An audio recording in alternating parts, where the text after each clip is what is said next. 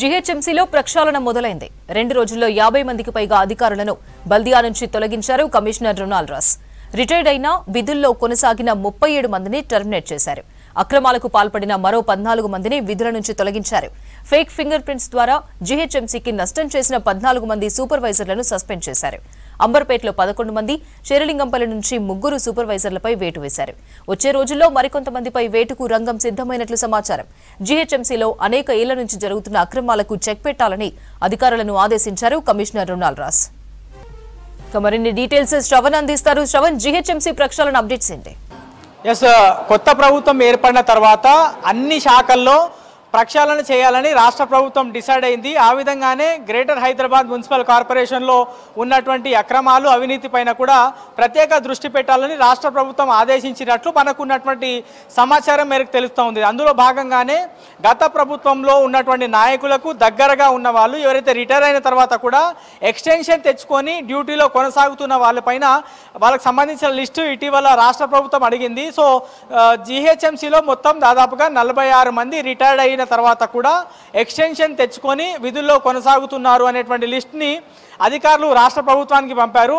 So అందులో ఒక్కొక్కరిని ఇంటికి పంపిస్తుంది జీహెచ్ఎంసీ. ఇప్పుడు రీసెంట్గా ఒక్కసారి మనం గమనిస్తే హౌసింగ్ ఓఎస్డీగా ఉన్నటువంటి సురేష్ను మొదటగా పంపించిన తర్వాత మరో 37 మందిని రిటైర్డ్ అయిన తర్వాత కూడా జీహెచ్ఎంసీలో డ్యూటీలో కొనసాగుతున్నటువంటి 37 మందిని విధుల నుంచి తొలగిస్తూ వాళ్ళందరినీ ఇంటికి పంపిస్తూ కమిషనర్ నిర్ణయం తీసుకున్నారు. ఇంకా కొంతమంది ఉన్నారు.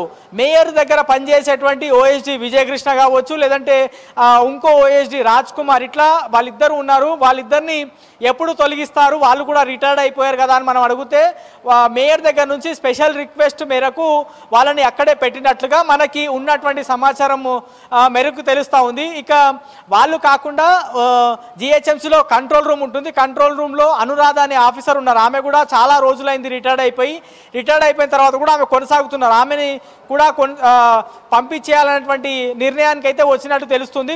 అంటే వాళ్ళకు ఆల్టర్నేటివ్ ఆఫీసర్ ఎవరైనా దొరికితే, లేదంటే కొత్తగా ఉన్నని ఎవరైనా తీసుకున్న తర్వాత వాళ్ళని కొంచెం ట్రైనింగ్ అయిన తర్వాత వాళ్ళని పంపించేందుకు అదే కమిషనర్ నిర్ణయం తీసుకున్నట్టు తెలుస్తూ ఉంది. అట్లనే ఫైనాన్స్ విభాగం ఓఎస్డీగా ఉన్నటువంటి కెనడీని కూడా పంపించేయాలి. ఇక్కడ నుంచి ఆంధ్రప్రదేశ్కి సంబంధించినటువంటి అధికారి అయినా తెలంగాణ రాష్ట్రంకి సంబంధించిన అధికారులకు కానీ ప్రమోషన్ రాకుండా ఆయన్ని అడ్డుకుంటున్నారు. ఆయన వల్ల తీవ్ర అన్యాయం జరుగుతుందని చాలా రోజుల నుంచి ఒక నిరసన చర్చ జీహెచ్ఎంసీలో ప్రధానంగా జరుగుతుంది.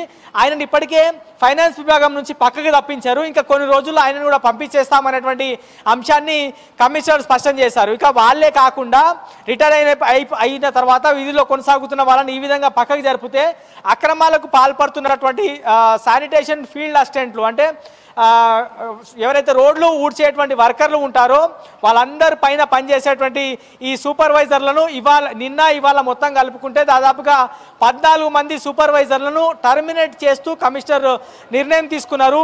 ఫేక్ ఫింగర్ ప్రింట్స్, అంటే కార్మికులు ఎవరైనా డ్యూటీకి వస్తారో వాళ్ళ అటెండెన్స్ తీసుకోవడంలో వేలుముద్ర బయోమెట్రిక్ మెషిన్లు ఉంటాయి. సో ఆ బయోమెట్రిక్ మెషిన్లో వాళ్ళ వేలుముద్రలు కాకుండా ఫేక్ ఫింగర్ ప్రింట్స్ ఉపయోగించి కార్మికులు డ్యూటీకి రాకపోయినా వాళ్ళ వేలుముద్రలను ఫేక్గా తయారు చేసి వాటి ద్వారా అటెండెన్స్ చేసి జీతము వాళ్ళ పేరు మీద సూపర్వైజర్లే కొట్టేస్తున్నారు. సో అట్లా నిన్న రీసెంట్గా పోలీసులు కొంతమందిని గుర్తించి అరెస్ట్ చేసినారు. అందులో అంబర్పేట్కి సంబంధించి ఇప్పటికే 2 మందిని అరెస్ట్ చేయగా మరో 11 మందిని విధుల నుంచి తొలగించాల్సిందిగా కూడా ఇవాళ కమిషనర్ ఆదేశాలు జారీ చేశారు. అసలు ఫేక్ ఫింగర్ ప్రింట్స్కి సంబంధించిన అంశం ఎందుకు తెర మీదకి వస్తుంది, మెడికల్ ఆఫీసర్లు ఏం చేస్తూ ఉన్నారు, డీలు ఏం చేస్తూ ఉన్నారని కమిషనర్ ఇవాళ ఉదయం ఆయన ఛాంబర్లో అంబర్పేట్కి సంబంధించినటువంటి మెడికల్ ఆఫీసర్ జ్యోతిబాయితో పాటు అక్కడ డిప్యూటీ కమిషనర్ మారుతి దివాకర్ని పిలుచుకొని మరీ మీటింగ్ నిర్వహించిన సమయంలో ఎందుకు ఇంత అక్రమాలు జరుగుతున్నాయి, జీహెచ్ఎంసీ ఆదాయానికి ఎందుకు గండి కొడతా ఉన్నారు, కార్మికులకు ఎందుకు ఇబ్బంది పెడతా ఉన్నారు, ఎందుకు ఇట్లా లక్షలాది రూపాయలు జీహెచ్ఎంసీకి నష్టం చేకూరుస్తున్నారు అని ఆయన సీరియస్గా వార్నింగ్ ఇచ్చి అంబర్పేట్ మెడికల్ ఆఫీసర్ జ్యోతిబాయికి ఒక మెమో జారీ చేయాల్సిందిగా ఆయన ఆల్రెడీ ఇన్స్ట్రక్షన్స్ ఇవ్వడంతో పాటు 11 మంది సూపర్వైజర్లు ఎవరైతే ఫేక్ ఫింగర్ ప్రింట్స్ ద్వారా కార్మికులు రాకపోయినా డ్యూటీకి వచ్చినట్లు క్రియేట్ చేసి లక్షల రూపాయలు నొక్కేస్తున్నారు. వాళ్ళని అందరినీ కూడా టర్మినేట్ చేయాలి, వెంటనే వాళ్ళ ఫైల్ పుటప్ చేయాలి అని ఆయన ఆదేశించారు. సో అంబర్పేటలో ఆల్రెడీ ఆ ప్రక్రియ స్టార్ట్ అయింది. ఇవాళ సాయంత్రం వరకు వాళ్ళందరికి సంబంధించినటువంటి ఫైల్ పుటప్ అయ్యి వాళ్ళందరినీ టర్మినేట్ చేస్తూ ఆర్డర్ కూడా బయటికి వచ్చేటువంటి అవకాశం ఉంది. అటువైపు అది కాకుండా మరోవైపు షేర్లింగంపల్లి జోన్లో కూడా డ్యూటీకి నిర్లక్ష్యంగా రావడము, మద్యం సేవించి రావడము, లేదంటే పూర్తి స్థాయిలో నెగ్లిజెన్స్గా వాళ్ళు పనిచేయడము, సూపర్వైజర్ కింద ఉన్నటువంటి వర్కర్లను బాగా ఇబ్బంది పెడుతున్నటువంటి వాళ్ళని గుర్తించి 3 సూపర్వైజర్లను అక్కడ ఉన్నటువంటి జోనల్ కమిషనర్ టర్మినేట్ చేస్తూ ఇటీవల నిర్ణయం తీసుకున్నారు. సో ఇప్పటి వరకు కొత్త ప్రభుత్వం ఏర్పడిన తర్వాత అక్రమాలకు పాల్పడుతున్నా, అన్యాయాలు చేస్తున్నా, లేదంటే కార్మికులను ఇబ్బంది పెడుతున్నా, జిహెచ్ఎంసీకి రావాల్సినటువంటి ఆదాయానికి గండి కొడుతున్నా, జిహెచ్ఎంసీ ఉన్నతాధికారులను దృష్టి మళ్లించి మోసం చేస్తున్నా, ఇవన్నీ అంశాలపైన దృష్టి పెట్టుకొని 2 రోజుల్లో దాదాపుగా 60 మంది సిబ్బంది అధికారులను జిహెచ్ఎంసీ కమిషనర్ ఇంటికి పంపారు. రాబోయే రోజుల్లో మరికొంతమందిని విధుల్లో నుంచి తొలగించేటువంటి అవకాశం కనిపిస్తూ ఉంది. అదేవిధంగా జిహెచ్ఎంసీ ప్రధాన కార్యాలయంలో దాదాపుగా 2000 మంది పనిచేస్తూ ఉంటారు. ఈ మొత్తం 2000 మందిని అందరినీ కూడా షఫిల్ చేసే విధంగా ఆయన నిర్ణయం తీసుకున్నట్టు తెలుస్తూ ఉంది. చాలా రోజుల నుంచి ఒకే చోట కూర్చొని పనిచేస్తున్న వాళ్ళు కానీ, లేదంటే గత ప్రభుత్వంలో ఉన్నటువంటి నాయకులకు అండ తీసుకొని ఇక్కడనే పనిచేస్తున్న వాళ్ళందరినీ కూడా షఫిల్ చేయాలి, అవసరమైతే కనుక ట్రాన్స్ఫర్ చేయాలనేటువంటి నిర్ణయానికైతే జిహెచ్ఎంసీ కమిషనర్ వచ్చినట్టు తెలుస్తూ ఉంది. ఇట్లా 1 by 1 ఒక శానిటేషన్, హెల్త్ పైన ప్రధానంగా దృష్టి పెట్టారు. దాని తర్వాత యూబీడీ, దాని తర్వాత యూసీడీ, దాని తర్వాత ట్యాక్స్ కలెక్షన్, టౌన్ ప్లానింగ్, ఇట్లా అన్ని వింగ్స్లో కూడా ప్రక్షాళన చేసే విధంగా కమిషనర్ నిర్ణయాలు తీసుకుంటా ఉన్నారు.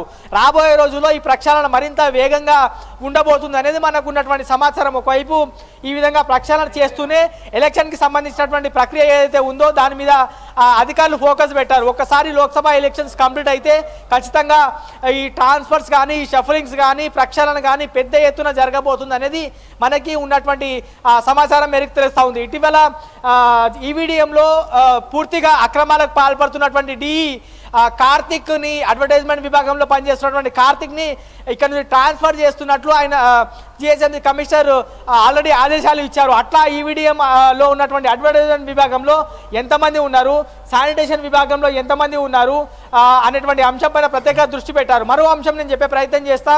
శానిటైజర్కి సంబంధించినటువంటి అడిషనల్ కమిషనర్ ఉపేందర్ రెడ్డి పైన కూడా చాలా అవినీతి ఆరోపణలు ఇటీవల వస్తానే ఉన్నాయి. ఇటీవల జరిగినటువంటి జిహెచ్ఎంసీ కౌన్సిల్లో కూడా ఉపేందర్ రెడ్డి పైన తీవ్ర ఆరోపణలు వచ్చాయి.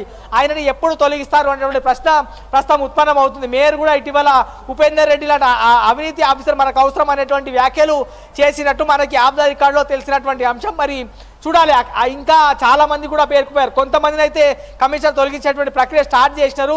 2 రోజుల్లో దాదాపుగా 60 మందిని తొలగించినారు. సో ఈ లోక్సభ ఎన్నికలు జరిగిన తర్వాత శానిటైజర్కి సంబంధించినటువంటి అడిషనల్ కమిషనర్ కావచ్చు, లేదంటే స్పోర్ట్స్ సెక్షన్లో ఉన్నటువంటి భాష కావచ్చు, అడ్మిన్ సెక్షన్లో ఉన్నటువంటి ఏఎంసీ ర్యాంక్ జయంత్ కావచ్చు, ఇట్లాంటి ఆఫీసర్లను, ఇట్లాంటి అధికారులను ఇంకా తొలగించాల్సినటువంటి అవసరం ఉందని జిహెచ్ఎంసీలో పనిచేస్తున్నటువంటి కింది స్థాయి కార్మికులు కోరుతా ఉన్నారు. అట్లాంటి వాళ్ళని తొలగిస్తే నిజంగా పనిచేస్తున్నటువంటి వాళ్ళకి గౌరవం ఇచ్చినట్టు, నిజంగా పనిచేస్తున్న వాళ్ళకి న్యాయం జరుగుతుంది అనేటువంటి భావన అయితే ప్రస్తుతం ఇప్పుడు ఇటీవల జరుగుతున్నటువంటి ఈ మొత్తం సిచ్యువేషన్స్, ఈ దృశ్యాలు చూస్తే మాత్రం కార్మికులకు కానీ, కింది స్థాయి వర్కర్లకు కానీ ఒక భరోసా అయితే కలుగుతుంది. ఏదేమైనప్పటికీ కొత్త ప్రభుత్వం వచ్చిన తర్వాత అవినీతికి పాల్పడుతున్న వాళ్ళు, అక్రమాలకు పాల్పడుతున్న వాళ్ళు, లేదంటే రిటైర్డ్ అయిన తర్వాత కూడా కొనసాగుతున్న వాళ్ళు చాలా మందిని కూడా జిహెచ్ఎంసీ కమిషనర్ ఒక్కొక్కరుగా తొలగించేటువంటి ప్రక్రియ జరుగుతుంది. రాబోయే రోజుల్లో ఈ ప్రక్రియ మరింత ఎక్కువ అండ్ వేగంగా జరిగేటువంటి అవకాశం అయితే ఉన్నట్లు కనిపిస్తూ ఉంది. Right, thank you Shravan.